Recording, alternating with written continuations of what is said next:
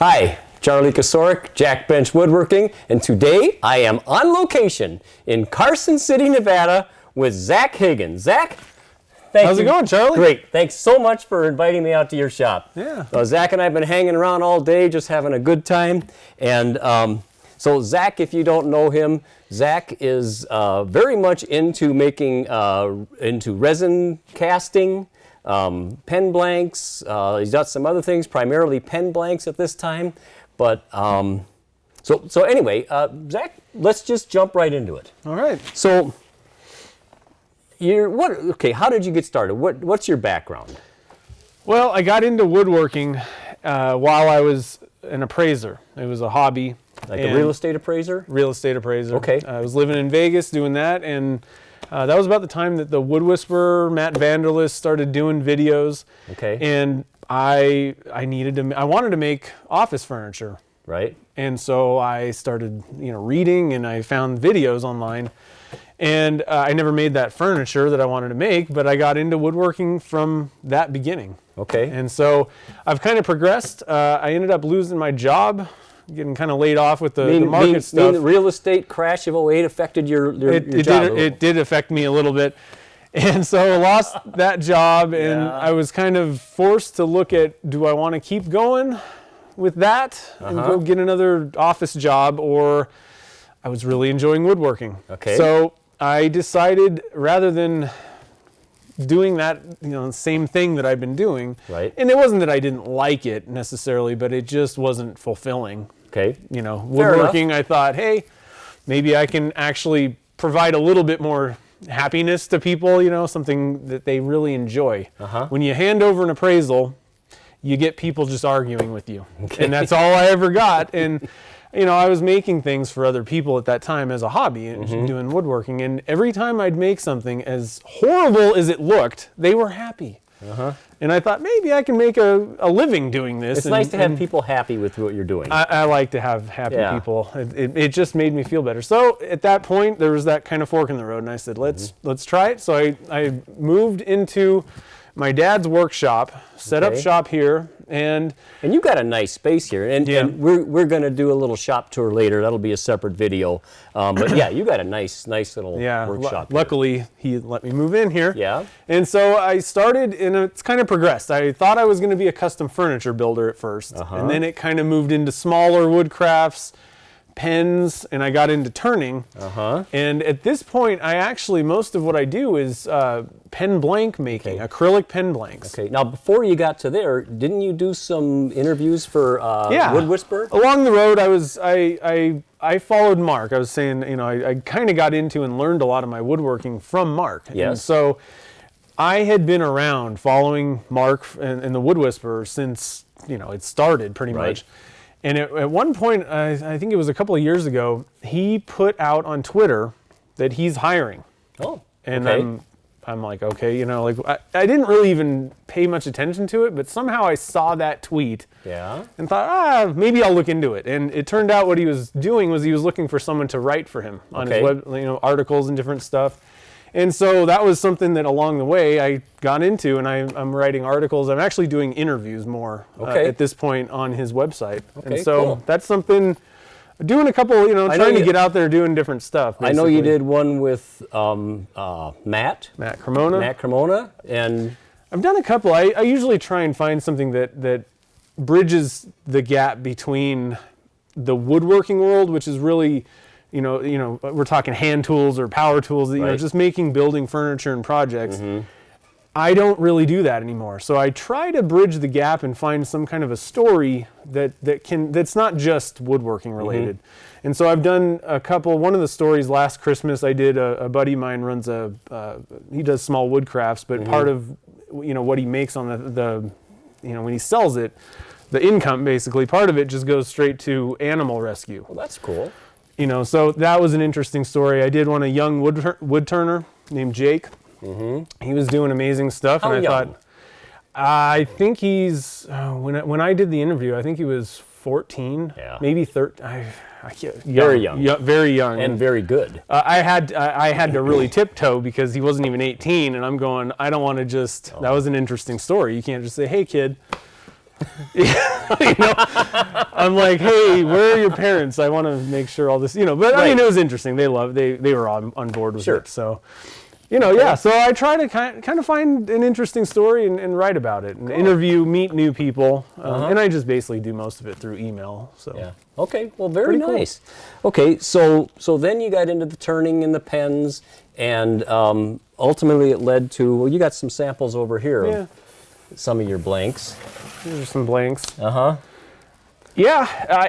This was something that just I was just curious. I mean, I was doing pens and doing different stuff with turning, but I wasn't really I didn't even really like the idea of acrylic pen blanks or doing it's not wood. wood. It was always wood. It's not wood. It can't be I'm real. a woodworker, and it has to be. But I saw somewhere on a website, one of the forums, somebody was talking about making their own acrylic blanks. And one of the things that I wanted to do was make something, the business name or my company is NV, which is Nevada Woodworks. And I realized that I could mix wood and resin together. And that's actually how I got into this casting thing. This blank has sagebrush, which is the Nevada state flower. Weed. I don't know what it is. There's a whole lot of sagebrush out here in Nevada. Yeah. It's for sure. It is definitely everywhere. But Nevada's the sagebrush state. That's one of the mottos or the names of it. And so I thought, if there's a way that I can mix the two things, that would be cool. And so I make pen blanks that have sagebrush infused in them. Yeah, but you don't just, take a piece of sagebrush and stick it in there. You actually, you stabilize it, or what's the other term you had? I kind of, lots of ways to say it. Resin impregnated. Resin impregnated, that's the term. It's a pretty long process. I don't just cut some stuff off and dump it in a trough and pour resin around it. The sagebrush, and you can do this with any wood, you stabilize it. And what you're doing is you're filling the insides with a resin, a plastic, hardening it, and at that point you don't have to deal with, moisture content issues. There's no moisture. So you've got a like this vacuum chamber. You put the wood in there. Stabilizing a vacuum chamber made by Turntex.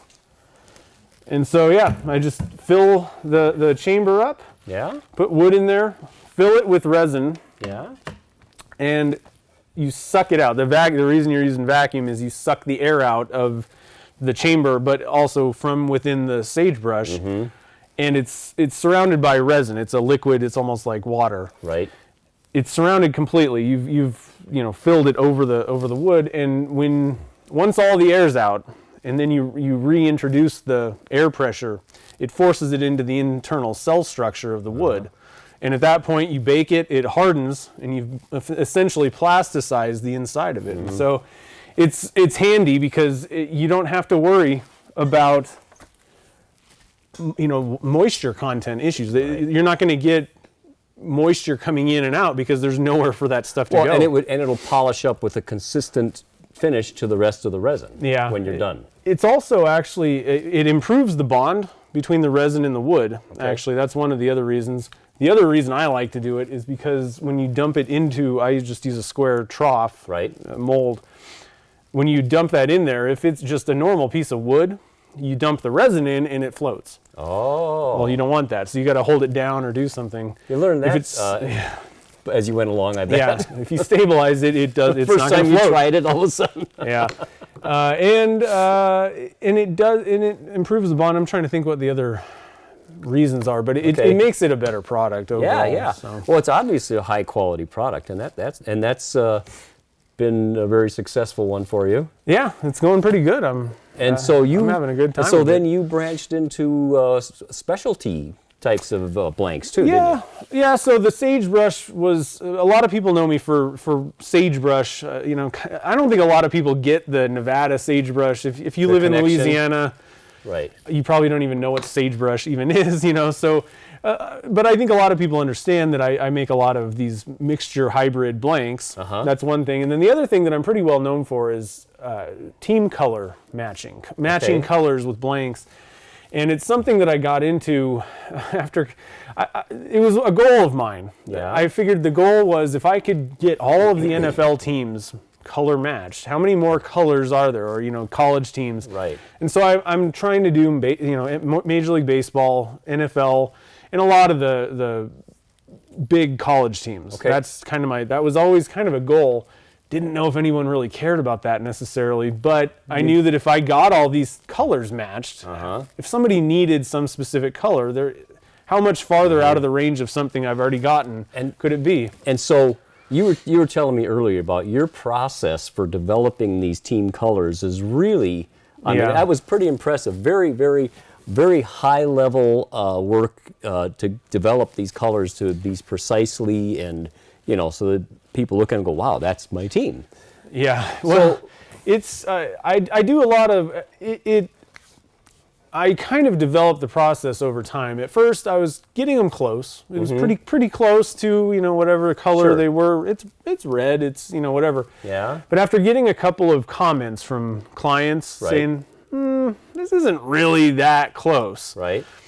And I had to take a look at things and go, it doesn't scream Redskins or, you know, something like that. And so that was the moment that I really, I would go and I'd look at like hats. I'd look at their jerseys, helmets, the website of the teams, try and pull up the Pantone colors and look at those. Okay. Eventually, I'd kind of like to get a Pantone book. However, those stupid things are $300 and something to get paper chips. So I haven't done that yet. But eventually, you know, I want to be able to look at things and know. You know, under this light, I hold something up next to each other. It's dead on, which I do that with my phone, which is, I'm 90% there with these chips anyway. But I will look at my phone, my computer screens, and I will take as many things as I can and just try and get get it matched up. This is like this blank right here is the Carolina Panthers. Okay. It's got 4 different colors in it, and each one of these colors, I will make as many samples as I need. And you've got... Yeah, I have a whole bucket full of these little chips. And in some cases, I can nail it in a couple pours with these little chips. So you've got all of these, and so you go along and you make all of these different color samples, all these little variations, and I'm very impressed. It's a very, I consider the very high level, high level color matching. You know, like I said, sometimes what I found at this point with the color matching, after you've gotten, you know, a variety of different reds, let's say you need like a maroon, a crimson, and just a fire engine red. Okay. And then yellows. There's kind of a range of canary, you know, in whatever they are. After you've done enough colors, it doesn't take much. Even when a new color comes up, it's easier. It doesn't take you 15 pours of these things to get. But you're honing your craft there. Well, this is just when I realized, it would probably be smart to keep the samples. Right. And so this isn't really that much time. I've been doing this for years, and this is only a few months. But the thing is, it's taken you years to develop these color matches and to get them, and you know, and that's paying your dues, and that's how you get there. Yeah. And I think it's pretty impressive. And it's fun. Yeah. That's what I love about it, actually. So that's primarily what you're doing, and of course you do videos and you do the giveaways. So talk me a little bit about the videos. So the videos, obviously, like I said, this is really fun for me. It's not just a business. It's when I got into casting and I saw what's possible, or at least actually when I started thinking about what's possible with this stuff. You can mix wood and resin. You can mix colors. You can make any shape you ever wanted. You know. Right. I just had a blast. I was just playing with it. I just happened into this because I was curious. And I'm like, what's this all about, you know? Right. And I started playing with these things, and I'm like, this is fun. Right. And then I realized that you can have all this fun and creativity making the blank. Like, that's just fun in itself. Yay. Right. Then you can go take that, make a pen. You can make, you know, whatever you're doing, turn it up, or you can even use it in regular woodworking stuff a lot of times. Inlays maybe. So you had this wider umbrella of creative processes that you're kind of mixing together. Right. And I kind of consider something like this. It's art. That's kind of a bold statement, but this isn't much different than somebody painting a canvas. Right. I think it's cool, and I've always wanted to be good at painting. I suck at painting, but I can make these things look kind of cool, right? So I have fun doing that, getting these colors and making these. And I have fun turning. I've kind of morphed into, most of what I do is like pen turning. Right. I kind of, it's custom furniture, and now I'm kind of pens and blanks. Sorry, so the one thing, and you got a few specialty ones, and the one specialty one that I thought was really cool is the Dark Side of the Moon. Yeah. So you've got it's a black pen with rainbow stripes at a certain triangular kind of a angle, and we don't want to get any copyright things here, but but I love that one. Yeah, that's really that was cool. something that I just embedded. It's just resin. It's a ribbon. I have a video kind of on ribbons, but it's basically just making very thin layers of resin, pouring it out, and then you have it just kind of cut. And with that one, the rainbow, I just kept pouring layers up until, I had kind of a rainbowish color, made a ribbon, and then you just kind of stick it in the mold, cast it, and I'm like, I was actually using that for something else, and someone said, man, that looks just like the album cover, Dark Side of the Moon. And I said, oh, that'd be a fun pen to make. And so that one's been pretty popular. I bet it has. I bet it has. I liked it. Yeah. So, so as far as the videos were a way for you to share. Yeah. I wanted to share this because, I had kind of come from woodworking world. Right. Of course. Not turning even, and definitely not resin casting. Like, what is that? And I realized that, it goes hand in hand with turning, obviously. That's most of what I sell are pen blanks. But you can use it in woodworking. You can make knobs. There's all kinds of things you can make that go with making things, with whatever you do, Right. And so I wanted to share that because I found it really interesting, and I had never even heard of it. And the only reason I had ran into making blanks was I was in a pen turning forum and happened upon some thread. Yeah. Right. That's how I got into this or learned about it. And so I think I could share this, and I think there's a lot of people out there that might really enjoy it. Cool. So I try to do, how-tos, and this year I'm going to be trying to do more projects. Like, what can you do? What kind of cool stuff can you do with this rather than just how-tos? And so I'm kind of moving forward with my YouTube channel a little bit. Okay. I'll still have how-tos, and I'll talk about tips during those projects, but changing things up a little bit, trying to make it a little bit more fun. Okay, so Zach, let's look at some samples of your blanks and the resulting pens from those blanks. All right. Hold on real quick. We got to put some gloves on. I mean, I can't touch one of these. We got the once they're finished. Once they're finished, huh? Once they're finished, Wow. I try to keep them clean. I mean, obviously you're gonna have to clean them a little bit before I send them out. But I don't even like. This guy's you a could have. The perfectionist. problem is you could have a little bit of dirt on your finger, and then you scratch the finish, and I either have to go fix it, which I don't want. I really don't want to do that personally, or it goes out and I don't know, and people go, "Oh, that's a really nice scratched finish." We got our gloves on. All right, so we got the couple examples here. Okay. Of the before. So this is the New Orleans Saints, which, I'm not a Saints fan necessarily, but I like this combination. Okay. It looks really good on that fountain pen I made. It's gold, white, and black. So this is what the blank starts out looking like. Yeah. And there's the pen. It looks gorgeous. And it's got that, how many colors are in here? Those are 3 color blanks. So is that sparkly stuff, is that one color? The sparkly is gold, white, and black. Wow. And so I just mix up separate cups of that, pour them, and mix them together to get that kind of swirl. Well, it looks great. Thanks. Put that back on its safety spot put that on there. the safety spot. Yeah. And then this is the Panthers. Okay. Carolina Panthers. This is a 4-color blank. 4 colors, okay. It's got, I'll have to think about this. So it's got white, gray, blue, and black. Okay. And cool. So that's pretty much the colors, again, a fountain pen, but yeah, so it's interesting. A lot of times you look at these things square and, So you have some big news, very exciting. I do. Very exciting. This is cool. So what I'm working on with an artist in Denmark Yeah. named Alan, we are working on, he's hand painting the blanks, and then I'm casting them in resin clear. Wow. And so it's basically art on a pen.